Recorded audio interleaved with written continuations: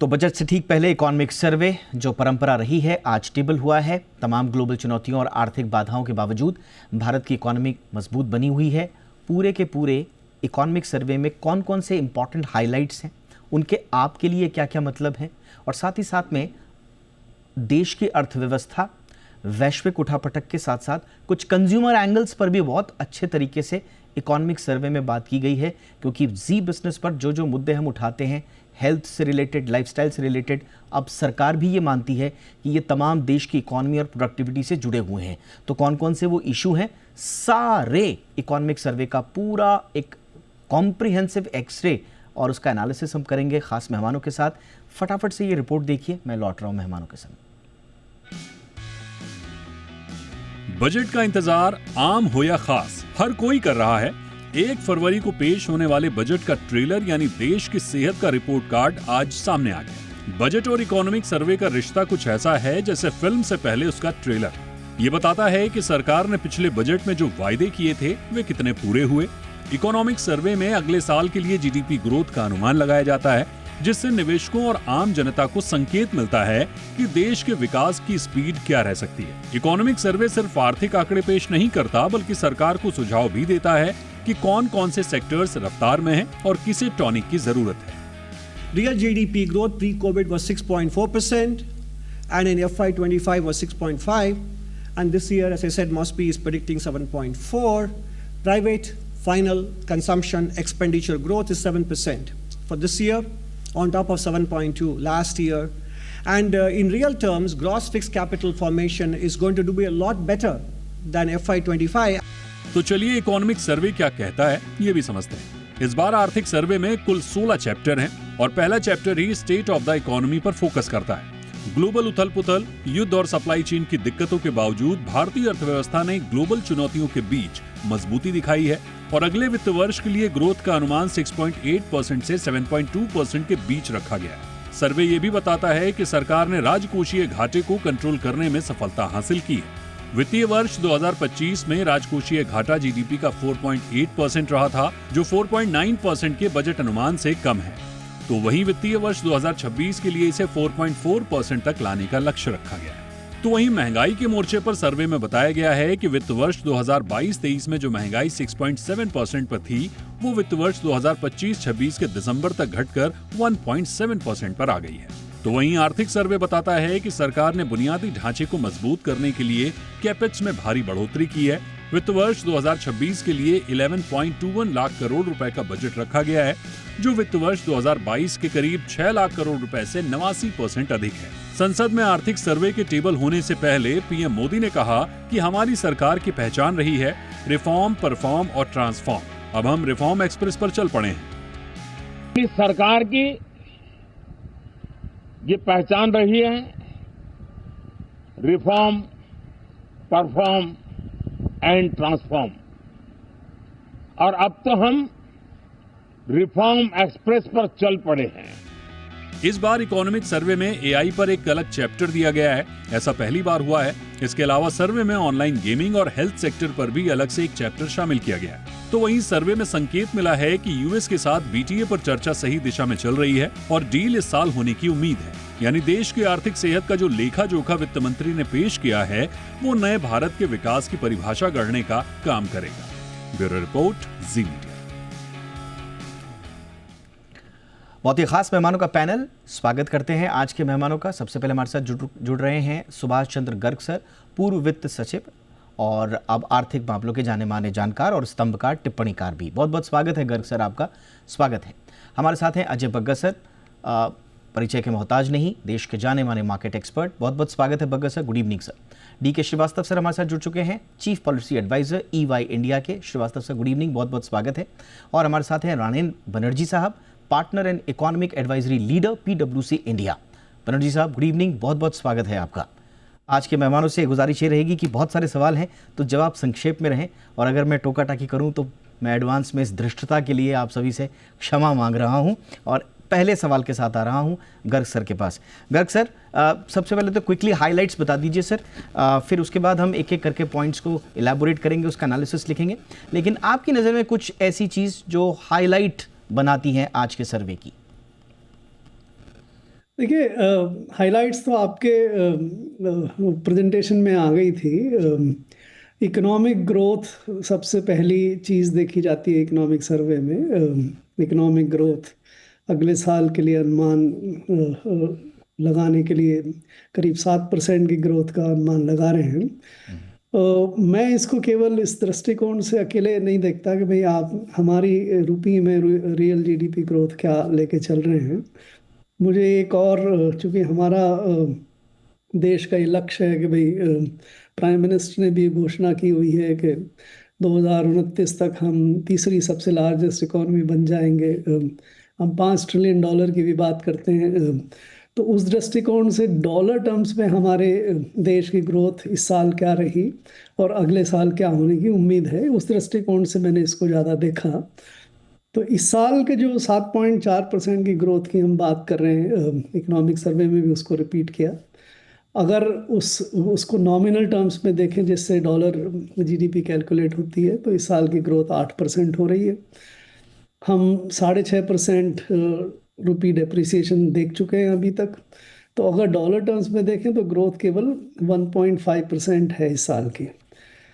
तो real GDP growth में 7.4 में हम दुनिया में सबसे तेज गति से बढ़ते हुए देश नज़र आते हैं, और डॉलर जीडीपी के ग्रोथ में 1.5% में दुनिया में सबसे कम गति से आगे बढ़ते हुए नज़र आते हैं। ये कॉन्ट्रडिक्शन मुझे उम्मीद थी कि चीफ इकोनॉमिक एडवाइज़र एक्सप्लेन करेंगे अपने इकोनॉमिक सर्वे में, उन्होंने नहीं किया। कोई बात नहीं। दूसरी चीज़ जो इकोनॉमिक एडवाइस, बाकी देखिए इकोनॉमिक सर्वे में बहुत सारा जो एक्सरे या लेखा जोखा होता है वो तो आज की दुनिया में बहुत ज़्यादा दूसरी तरह से भी उपलब्ध होता चला जाता है। जीडीपी के डेटा आते हैं, आरबीआई के पब्लिकेशंस वगैरह हैं। तो जो मुख्य चीज़ देखते हैं हम इकोनॉमिक सर्वे में, वो ये देखते हैं कि क्या पॉलिसी एडवाइस दे रहे हैं बेस्ड ऑन कि भाई जो हमारा प्रोग्राम्स और पॉलिसीज़ की जो परफॉर्मेंस हुई जी, उसको ध्यान में रखते हुए हम आगे के लिए क्या सलाह दे रहे हैं।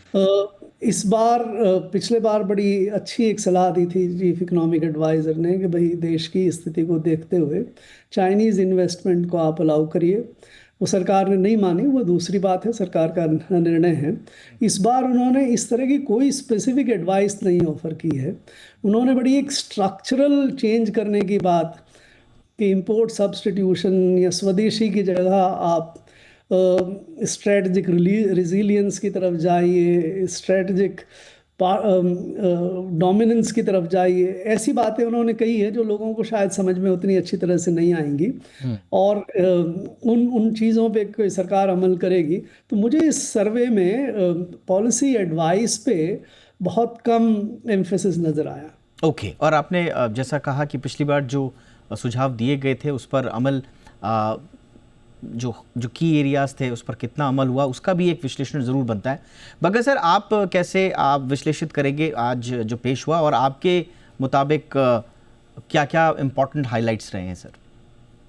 अरे एक्सपर्ट ने तो दे दिया विश्लेषण, मैं तो सुभाष जी को ही फॉलो करूंगा सर देखिए, इतना बड़ा इकोनॉमिक सर्वे है, वेल्थ ऑफ डेटा है, अब एनालाइज करेंगे उसको। अभी तो समरीज पढ़ने का ही टाइम मिला। ओवरऑल कुछ इतना ज्यादा नहीं है जो अननोन हो या कुछ जो दर्शा रहा हो कि सरकार की सोच में कुछ फेर बदल है। तो ओवरऑल समीक्षा है। जो इशू रही है, जो हम उठाते रहे हैं कि नॉमिनल ग्रोथ आपकी बहुत कम हो गई है। बजट मैथ्स मीट करना 8.7% नॉमिनल ग्रोथ पे बहुत मुश्किल है। तो 2 लाख करोड़ कम टैक्स रेवेन्यू आने वाला है, कटौती होगी रेवेन्यू एक्सपेंडिचर में। कैपेक्स पे तो सरकार कायम है, तो रेवेन्यू में कहीं कहीं से सब्सिडीज में स्टेट्स के हिस्से में से कुछ पैसा निकाल के वहां से पैसा किया जाएगा। तो ओवरऑल नॉमिनल ग्रोथ को बढ़ाने की बहुत जरूरत है। उसको एक लेवल नीचे ले जाएं दीपक जी, तो एग्रीगेट डिमांड बढ़ाने की जरूरत है। आरबीआई ने अपना हेवी लिफ्टिंग किया 1.25% का, बट अभी भी रियल इंटरेस्ट रेट बहुत हाई है, बट सामने रुपया गिरता जा रहा है। बहुत खराब परफॉर्मेंस है रुपए की। जरूर फाइनेंस मिनिस्टर साहिबा ने कहा कि इतना हमें ज़्यादा उससे उत्तेजित नहीं होना चाहिए, बट प्रॉब्लम है रुपए की, इतना अंडर परफॉर्मेंस बनिस्पत और कंट्रीज के, ये बिल्कुल लाजमी नहीं है। और फिर इसमें एफडीआई एफपीआई फ्लोज अट्रैक्ट करना रुपए के इतनी बुरे परफॉर्मेंस में और मुश्किल हो जाता है। तो वहाँ पे ज्यादातर स्ट्रैटेजिक चीजें बोली गई हैं जो सबको पता है। कुछ ऐसा मुझे दिखा नहीं जो नॉवल हो। ये जरूर है कि ग्लोबल वैल्यू चेन्स में आप सम्मिलित हो, ये सब चीजें हैं। अर्बनाइजेशन, आर्टिफिशियल इंटेलिजेंस पे पूरा चैप्टर है, वो बहुत घातक हो सकता है हमारी एम्प्लॉयमेंट के लिए।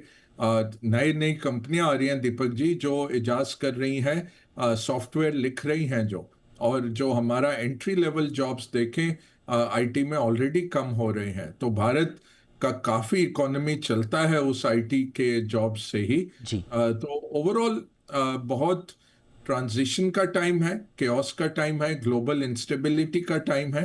उसमें इन्होंने कहा है हम रेसिलिएंट हैं, यही हम कह सकते हैं। ऑप्टिमिस्टिक है, कॉशियसली ऑप्टिमिस्टिक है, बट कुछ नया नहीं दिखा। बिल्कुल, आपने बिल्कुल सही कहा सर कि कॉशन ज़रूर है पर पेसिमिज्म नहीं है, ऑप्टिमिस्टिक है। एक चीज़ जो मैं अब थोड़ा सा स्पेसिफिक ग्रोथ के पॉइंट ऑफ व्यू से समझना चाहूँगा और जिसका जिक्र अभी भगत सर ने और सर ने भी किया, ये हमारा जो FY27 में ग्रोथ का जो प्रोजेक्शन दिया गया है डी के श्रीवास्तव सर, 6.8 to 7.2% का प्रोजेक्ट है। अब हमारा जो एम्बिशियस जो हमारा गोल होना चाहिए वो 8% है, क्योंकि हम हर चीज़ को उसी से तभी अलाइन कर पाएंगे जो हमारे सपने हैं और टारगेट्स हैं, जब 8% आएगा। अगर आप देखें 21-22 में 8.7 था, 22-23 में 7.2, फिर 23-24 में 8.2, फिर 24-25 में तो 6.5 रह गया, 25-26 में 7.3 और आगे ये हमारे पास नंबर्स हैं। ऐसा तो नहीं है सर कि हम 6 से 7% के उस ट्रैप में फंसते हुए नज़र आ रहे हैं? देखिए, आर्थिक सर्वेक्षण का एक बैकवर्ड लुकिंग पहलू होता है और एक फॉरवर्ड लुकिंग पहलू होता है। जो फॉरवर्ड लुकिंग पहलू है उसमें उन्होंने मीडियम टर्म ग्रोथ को 7% बताया और ये 50 बेसिस पॉइंट ज्यादा है जो IMF का मीडियम टर्म का ग्रोथ का प्रोजेक्शन है।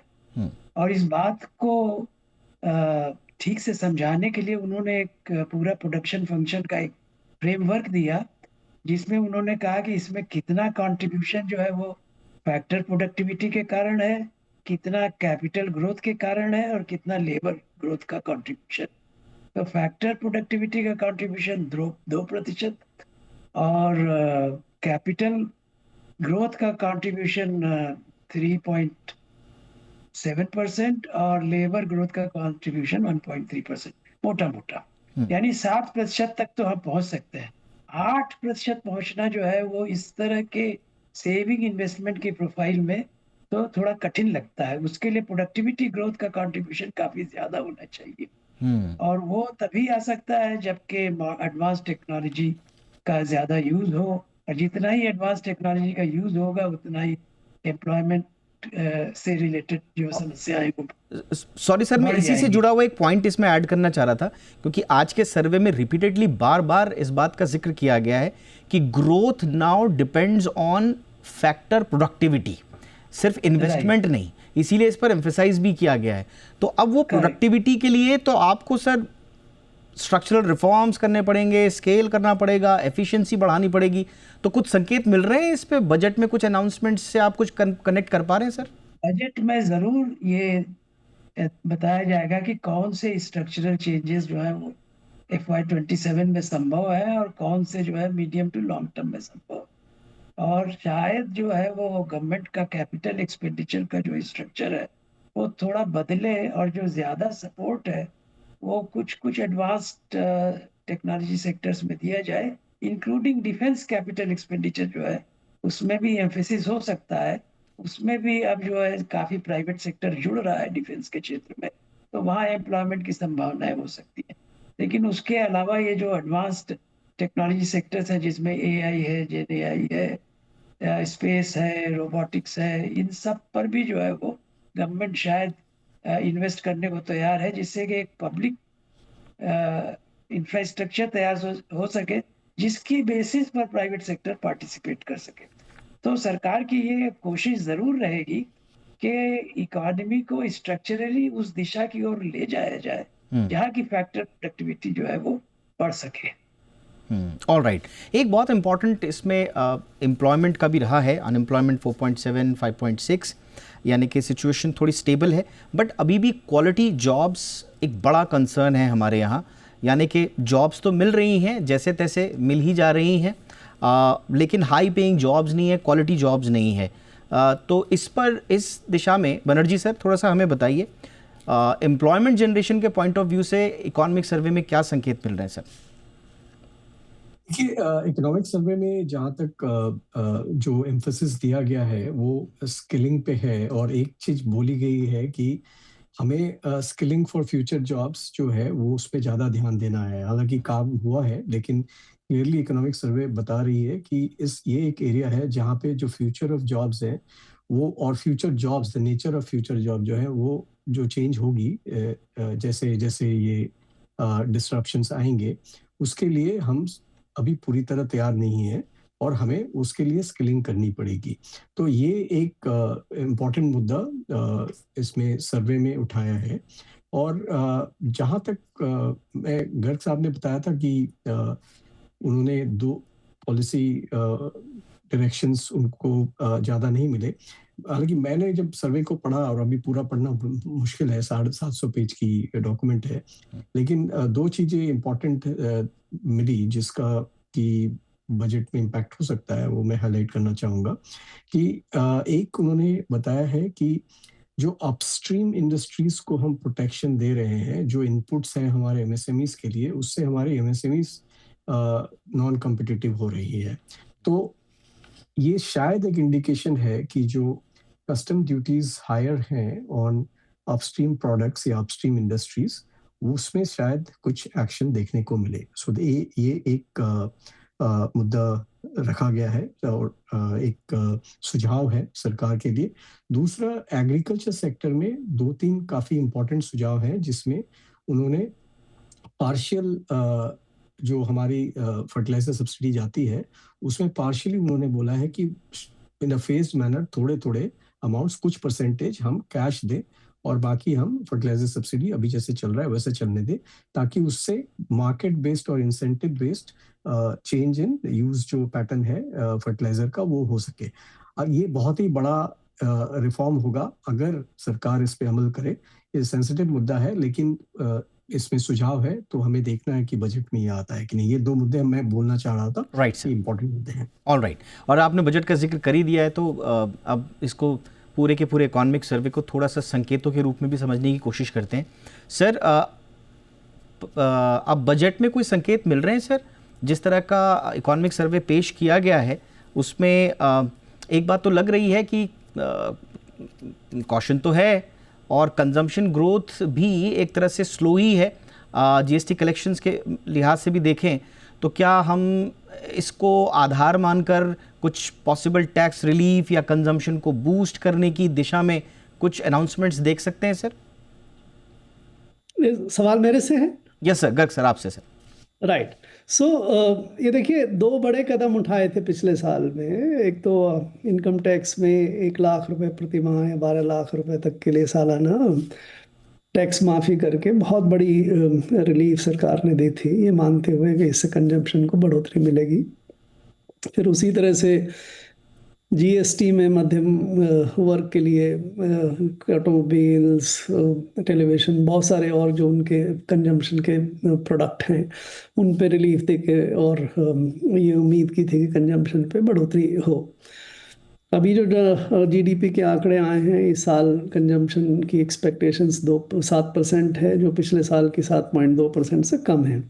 तो अगर आप उसको केवल प्योरली कि इतने बड़े टैक्स रिलीफ्स के बाद भी कंजम्पशन में कोई ऐसी बढ़ोतरी नज़र नहीं आए जो कि काफ़ी बड़ी मानी जा सकती हो, तो मेरे ख्याल से ये वित्त मंत्री जी को ये लेसन डेफिनेटली मिलेगा कि भाई इस तरह के बड़े टैक्स अनाउंसमेंट्स रिलीफ देने से भी कंजम्पशन पे कोई खास सीधा असर नहीं पड़ता, उसके ड्राइवर्स दूसरे हैं कि इनकम बढ़े और चीज़ें हों।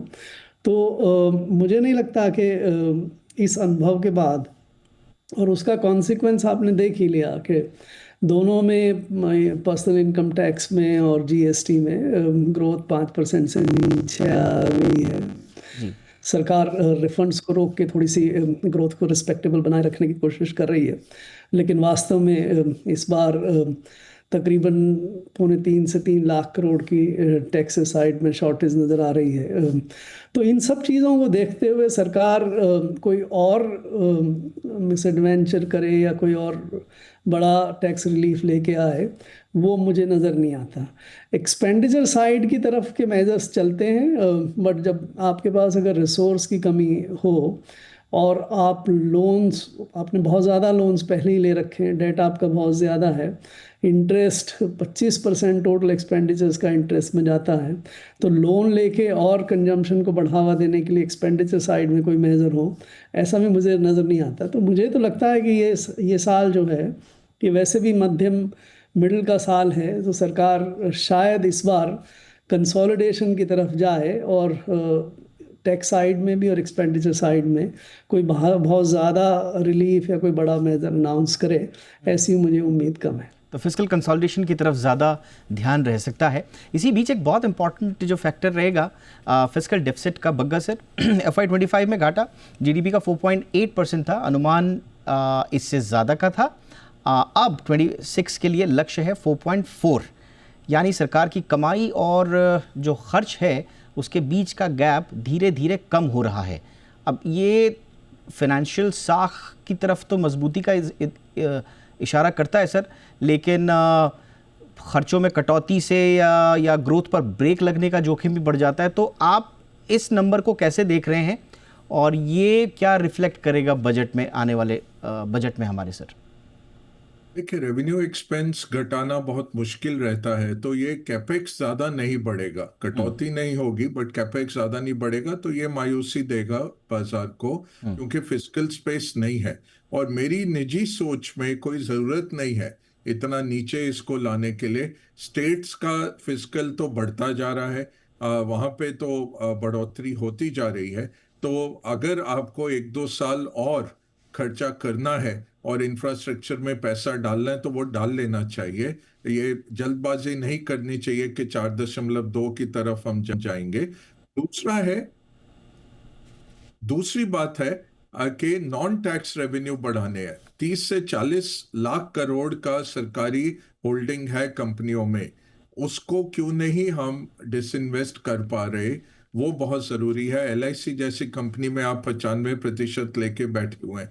आप गोल्डन शेयर लीजिए जिससे आपका वोट बना रहेगा। जो भी आपको चाहिए, 51% चाहिए, 26% चाहिए, जो चाहिए गोल्डन शेयर सरकार रख ले ताकि कंट्रोल रहे सरकार का। और बाकी इनको आप प्राइवेटाइज करिए। हिंदुस्तान जिंक सबसे अहम उदाहरण है। 700 करोड़ की कंपनी थी 2003 में, 1800 करोड़ का मार्केट कैप था, 700 करोड़ का बेचा। आज सरकारी होल्डिंग उसमें 90,000 करोड़ है और पिछले 20 सालों में सरकार ने 32,000 करोड़ का डिविडेंड कमा लिया। तो ये होता है जब प्राइवेटाइजेशन होती है। एयर इंडिया में हम सब टैक्स पेयर 20 करोड़ दिन का दे रहे थे। एयर इंडिया को सरकार ने अपनी किताबों से निकाल दिया। अब टाटास की जिम्मेवारी है क्या जो उनको करना है। स्टील प्लांट अगर आप देखें, नीलमंगला स्टील प्लांट देखें, वो बंद पड़ा था 2 साल से, नेशनल लॉस था, वो टाटास ने लिया, 12,000 करोड़ का खरीदा, 1,000 करोड़ प्रॉफिट बना रहा है वो प्लांट। तो सरकार का क्या काम है? फैक्ट्रियों में फैक्ट्रियां चलानी या NBFC चलानी, पावर फाइनेंस की कंपनियां चलानी, ये सरकारी। और हम देखते हैं उसमें घोटाले ही होते हैं। ये मैं नहीं कह रहा निजी में नहीं होते घोटाले, बट आप कंट्रोल जरूर रखिए। आप रखिए गोल्डन शेयर अपना, बट पैसे की जरूरत है, पैसा वहां से उठाइए, धीरे धीरे करके विनिवेश करिए और निकल जाइए उसमें से। और प्राइवेट एनिमल स्पिरिट्स को टेक ओवर करने दीजिए, कंट्रोल्ड डिसइन्वेस्टमेंट करिए। ये बहुत जरूरी है। ये हम फेल होते आए हैं पिछले 4-5 सालों से, डिसइन्वेस्टमेंट टारगेट मीट नहीं हो रहा। और ओवरऑल देखें तो बहुत जरूरी है एफडीआई एफपीआई को सांत्वना देने की कि ये पॉलिसी रेजीम जो हम ला रहे हैं वो 5 साल तक ऐसा ही बना रहेगा, कोई सरप्राइज ना हो। ये बहुत जरूरी है क्योंकि ग्लोबल कैपिटल के पास बहुत जगह है।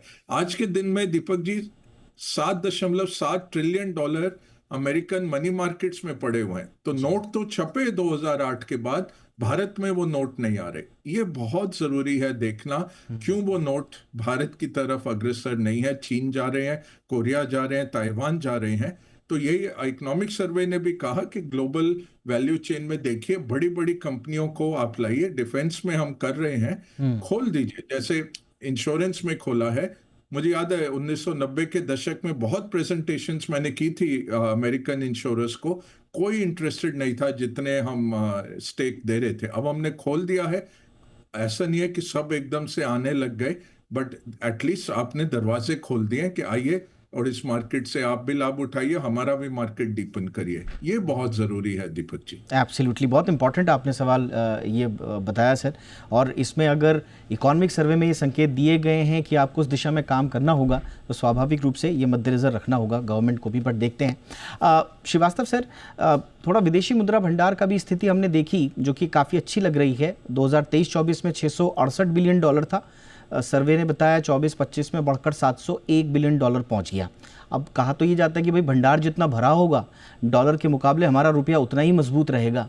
तो ये स्थिति सर हमको दिखाई क्यों नहीं देती? और ये जो दुर्गति हो गई है हमारे रुपए की, ये हमें कहाँ लेकर के जा रही है सर? क्या परिणति होगी इसकी सर? कोई बड़ा जोखिम, कोई बड़ा खतरे का संकेत है सर? और कैसे संभालेंगे बजट में? नहीं, मुझे तो ऐसा नहीं लगता। फॉरेक्स रिजर्व्स जो है वो बहुत ही रोबस्ट और हेल्दी हैं। ये एक शॉर्ट टर्म इशू है जो सडनली जो है वो डिप्रिसिएशन का रेट जो है वो बढ़ गया है जी। लेकिन और सर छोटा मोटा नहीं बढ़ा है, मतलब 2-4 साल पहले तक हम सुनते थे कि 4-5 साल में इतना % बढ़ गया। अब उतना 10 साल का सर एक ही साल में स्थिति खराब हो जा रही है। एक्सचेंज रेट की वोलेटिलिटी का नेचर ही ऐसा है कि अभी सडन डिप्रिसिएशन है, अभी कल आपको सडन अप्रिसिएशन भी दिख सकता है। कई ग्लोबल इकोनॉमिक, मतलब सॉरी सर मैं टोक रहा हूँ, मतलब ये रिवर्स हो सकता है? क्योंकि हमने तो जुमला यही सुना है कि रुपया सिर्फ गिरना जानता है।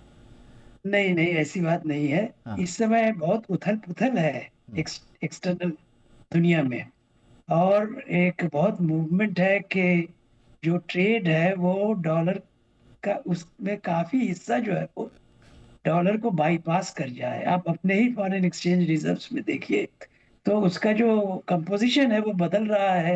आरबीआई ने बहुत सा जो फॉरेन एक्सचेंज है उसको अब अपने रिजर्व्स को गोल्ड के रूप में, सिल्वर के रूप में रख लिया है। उसका वैल्यू अप्रिशिएट होगा, उसका फायदा होगा हायर डिविडेंड्स में गवर्नमेंट ऑफ इंडिया।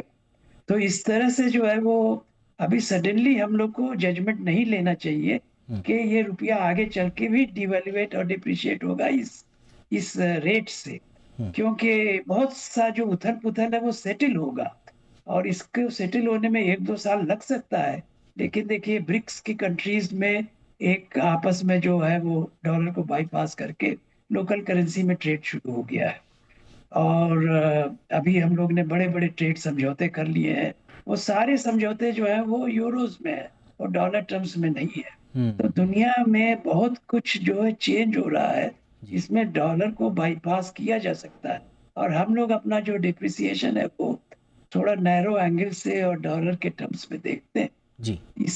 इसमें बहुत तेजी से परिवर्तन ऊपर नीचे का हो सकता है। ये नेचर ही है exchange rate volatility. Okay sir. वैसे ये आरबीआई की रिस्पॉन्सिबिलिटी है कि वोलेटिलिटी को एक लिमिट के अंदर रखे, और वो मेरा ख्याल है कि जल्दी ही इंटरवीन करेगी इस बात में। Right sir. रिजर्व की पोजीशन बहुत अच्छी है। ओके सर, देखते हैं वो इंटरवेंशन होता है या नहीं। बात तो काफ़ी दिनों से जूझ जा रही है। बट बहरहाल बनर्जी सर, ओवरऑल अब हमें ज़रा एक थोड़ा सा संकेत दीजिए कि जितनी हमारी चर्चा हुई है उसके बाद हम अगर एक प्रिडिक्ट कर सके किस तरह का बजट होगा आज के ट्रेलर के बाद, इकोनॉमिक सर्वे के बाद, तो आप कैसे एनालाइज करेंगे सर 1 तारीख का बजट अब कैसा होगा? देखिए, फिस्कल कंसोलिडेशन उन्होंने क्लियरली कहा है वित्त मंत्री ने कि हम फिस्कल कंसोलिडेशन पाथ पे हैं, और जो फिस्कल कंसोलिडेशन और प्रूडेंस का मेजर है उसको उन्होंने पिछले बजट में बोला था कि अब हम फिस्कल डेफिसिट को नहीं देखेंगे, हम डेट टू जीडीपी रेशियो को देखेंगे और वो हमारा टारगेट है कि हम उसको 50% ±1% के रेंज पे लेके आएंगे। अभी हम वो अबाउट 57-58% पे है, तो 55.6 या 55.7% पे है, टू बी प्रिसाइज।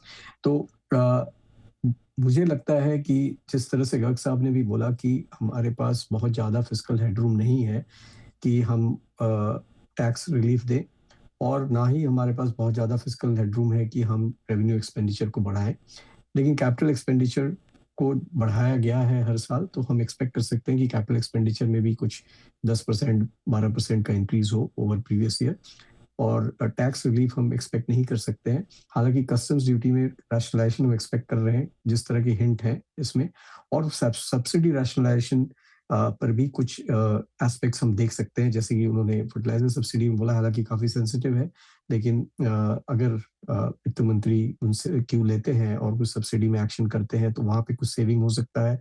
हम जो जीराम जी स्कीम है उसमें ऑलरेडी जो सेंट्रल एलोकेशंस हैं वो कम होंगे, क्योंकि स्टेट की रिस्पॉन्सिबिलिटी है उसको ये करने की, उनका शेयर बढ़ाया गया है।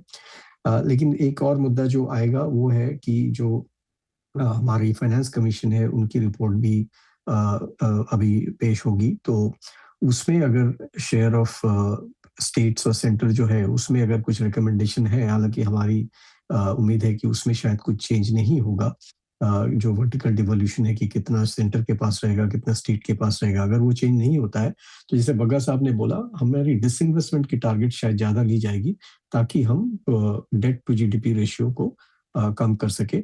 और डिसइन्वेस्टमेंट की टारगेट ली गई है और पिछले 2-3 सालों में हमने उतना नहीं किया क्योंकि फिस्कल नीड नहीं थी, क्योंकि सरकार के पास टैक्स रेवेन्यूज काफ़ी थे और हमारी फिस्कल डेफिसिट कम हो रही थी। तो हम अगर उसमें और डिसइन्वेस्टमेंट कर देते तो हमारी फिस्कल डेफिसिट और बहुत ज़्यादा कम हो जाती है और वहाँ से फिर वो दिखती कि वो बढ़ रही है। तो वो नीड नहीं थी, फिस्कल नीड नहीं थी, लेकिन इस साल फिस्कल नीड होगी क्योंकि हमारी टैक्स रेवेन्यूज की ग्रोथ उतनी नहीं होगी और हमारी एक्सपेंडिचर अगर हमें नीड्स मीट करनी है तो हमें डिसइन्वेस्टमेंट में हम देख सकते हैं कि शायद ज़्यादा एलोकेशन रखा जाएगा बजट में। तो जो आपने डेट टू जीडीपी रेशियो पर फोकस रखने की बात कही है उसको भी हम देखेंगे। 55 से 56 से ऊपर है, होनी चाहिए 50 प्लस माइनस, तो हम उम्मीद करते हैं कि गवर्नमेंट 52-53 तक इसको लाने की कोशिश करे। क्या उसका रोड मैप होगा वो देखना भी लाजमी होगा। जाते जाते समय की समाप्ति हो चुकी है, लेकिन गर्ग सर आपसे एक बहुत ही सवाल पूछना था। इस बार हमने इकोनॉमिक सर्वे में बड़ी ऐसी चीज़ें देखी जो बड़ी कंज्यूमर एंगल की हैं। सर्वे में कहा जा रहा है कि भाई मोटापा बड़ी तेज़ी से बढ़ रहा है, जंक फूड की हम फैक्ट्री बन गए हैं, मोबाइल की लत बच्चों में लग रही है, एनसीडीज़ बढ़ रही हैं, खाने की आदत, डिजिटल एडिक्शन, इन सब को लेकर अच्छे खासे मतलब इसको एक्सप्लेन किया गया और रिकमेंड भी किया गया है कि आप एडवर्टीजमेंट को कंट्रोल कीजिए, टाइमिंग्स को कंट्रोल कीजिए। अब ये सर ये उनके व्यक्तिगत विचार हैं या जो जिस तरह से जिस पुश के साथ इसमें कहा गया है, गवर्नमेंट सर आप क्योंकि डॉक्यूमेंट बनाने वाले स्वयं करता धरता रहे हैं सर, हमें बताइए कितनी तवज्जो मिलती है ऐसी कंज्यूमर एंगल की चीज़ों को और गवर्नमेंट पॉलिसी बनाने में कितना प्रायोरिटी पे रखती है? देखिए मेरे ख्याल से तो ये सब जो मुद्दे इसमें इकोनॉमिक सर्वे में उठाए गए हैं, डील किए गए हैं, ये नॉन बजटरी नॉन फाइनेंशियल मुद्दे ज़्यादा हैं। ये सोशल सेक्टर हेल्थ वगैरह के हिसाब से बहुत इम्पोर्टेंट हैं, बट इनको बजट में डील करने के लिए वित्त मंत्री कोई प्रयास करेंगे मुझे नहीं लगता। एक स्थिति को छोड़ के कई बार हमारे पिछले कुछ सालों से बजट इस तरह के बनने लगे हैं जिसमें एक सोशल मैसेजिंग के लिए हम काफ़ी जगह देने लगे हैं।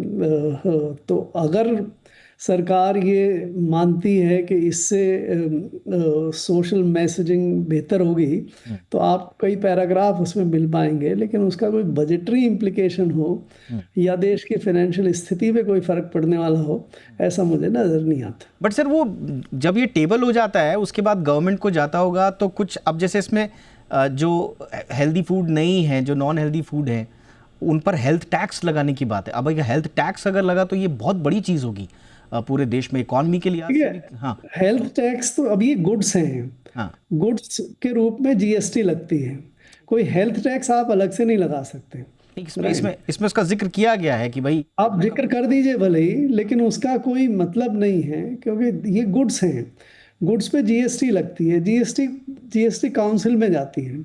आपने जीएसटी में देखा कि हमने तो टैक्स की रेट्स कम की हैं ज़्यादातर। अब इसमें अलग से जीएसटी काउंसिल में कोई ये समझौता हो कि इस कुछ स्पेसिफिक प्रोडक्ट्स को 5% से उठा के वापस 18% पे ले आएंगे, तो ये दूर की कौड़ी है। ये अभी इसकी कोई बजट के लिए मुझे रेलेवेंस नज़र नहीं आता। ओके, तो आप कह रहे हैं कि एक सोशल मैसेजिंग, एक थीमेटिक उसको एक खाका देने के लिए इस तरह के मैसेजिंग का जिक्र किया जाता है, लेकिन यकीन मानिए ये अनसुने करने लायक चीज़ें नहीं हैं, ये बहुत इंपॉर्टेंट है। और जिस तरह से लोगों की हेल्थ बिगड़ रही है वो डायरेक्टली इनडायरेक्टली हमारी इकोनॉमी की प्रोडक्टिविटी पर भी इम्पैक्ट करेगी। तो ये इकॉनमी के लिहाज से बहुत इंपॉर्टेंट इश्यूज़ हैं। अब सरकार कितनी तवज्जो देती है इन पे, कितना नहीं, ये तो वक्त बताएगा। But thank you so much, बहुत ही अच्छी चर्चा रही आप लोगों से, बहुत सारे सवालों पर आप लोगों ने बहुत अच्छे जवाब दिए। Thank you so much Ranen Banerjee sir, thank you so much sir for your time. DK Srivastava sir, thank you sir, बहुत बहुत शुक्रिया। अजय बग्गा सर, आपने वक्त निकाला, thank you so much. Subhash Chandra sir, आपके समय के लिए थैंक यू। तो ये थी हमारी कवर स्टोरी। एक छोटे से ब्रेक के लिए रुकते हैं। क्या बजट से बढ़ेगी देश की ग्रोथ की रफ्तार? क्या होगा सस्ता, क्या महंगा? बढ़ेगी बचत या लगेगी चपत? आपका टैक्स बढ़ेगा या होगा कम? और आपके निवेश पर पड़ेगा कैसा असर? देश के नंबर 1 बिजनेस चैनल जी बिजनेस के साथ देखिए बजट रविवार 1 फरवरी को सुबह 7 बजे से दिन भर। Budget 2026, bold and bullish. Presenting by SBI, the banker to every Indian truly. Powered by Canara Bank. Together we can. Co-powered by SBI Life. अपने लिए, अपनों के लिए. Tata Capital. Count on us. Deal State Partner. Signature Global. VUT. Reliability. Responsibility. Solar Energy Partner. Hit energy bills for a 6 with Fujiyama Solar. Special Partner. The all-new Kia Seltos. Badass. Forever. Associate Sponsor. Sujata, इससे better mixer grinder नहीं आता।